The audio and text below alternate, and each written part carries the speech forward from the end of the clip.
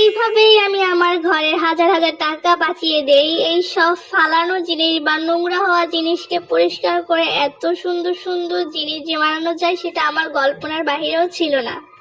আমি যে কোনো জিনিস ফেলে না দিয়ে সেখান থেকে কিছু না কিছু করার একটা চেষ্টা করি। তো আগের পর্বে দেখিয়েছিলাম যে এই বোতলগুলো কি সুন্দর করে পরিষ্কার করেছি। পরিষ্কার করার পর অনেক চিন্তা ভাবনা করে আমার মনে হলো যে সুন্দর ছোট ছোট টবে যদি আমি মানি প্লান্ট গাছ লাগাই তাহলে অনেক কিউট হবে, আর সেটা দেখতেও কিন্তু অনেক সুন্দর হবে। এই সুন্দর ছোট ছোট কাচের জার বা কাচের বোতল যাই বলো না কেন, এটার ভিতরে আমি প্রথমে 2 রঙের পাথর মিক্স করে নিয়েছি, দেখতে কিন্তু অনেক কিউট লাগছে।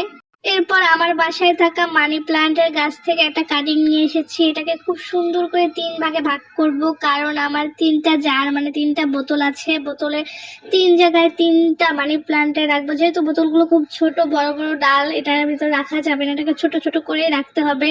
আমার মনে হচ্ছে যে খুবই সুন্দর একটা জিনিস হবে, কারণ আমার মনে হচ্ছে সাদা কাচের বোতলে যখন এই সবুজ রংটা দেওয়া হবে তখন এমনিতেই সুন্দর লাগবে, আর কিছু করার কোনো দরকারই নেই।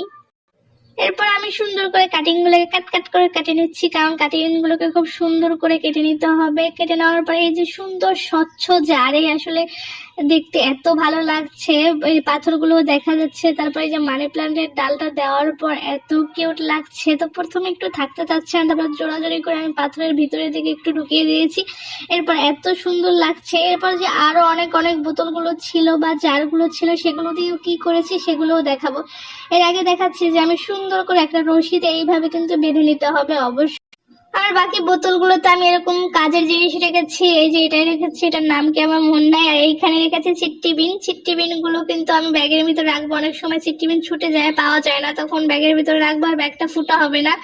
এবার খুব সুন্দর করে আমি এখানে ঝুলিয়ে ফেলেছি, আর ঝুলানোর পর কিন্তু অনেক অনেক ভালো লাগছে। আর যেহেতু বারান্দার পাশে আমি ঝুলিয়েছি, একেবারে রোদ আসবে, রোদ না আসলেও কিন্তু সব সময় আলো বাতাস এই জায়গায় থাকবেই, তাই আমি এই জায়গায় রেখেছি। যেহেতু মানি প্লান্টের গাছের নিচে যখন পাথর দেওয়া হয় তখন কিন্তু দেখতে আরো অনেক কিউট লাগে এবং সুন্দর লাগে। তাছাড়া এই ছোট্ট ছোট্ট জিনিস বা যে কোনো ছোট্ট ছোট্ট জিনিস দেখতে আমার অনেক ভালো লাগে। ছোট্ট জিনিস মানে কিউট, ছোট্ট জিনিস দেখতেই ভালো লাগে।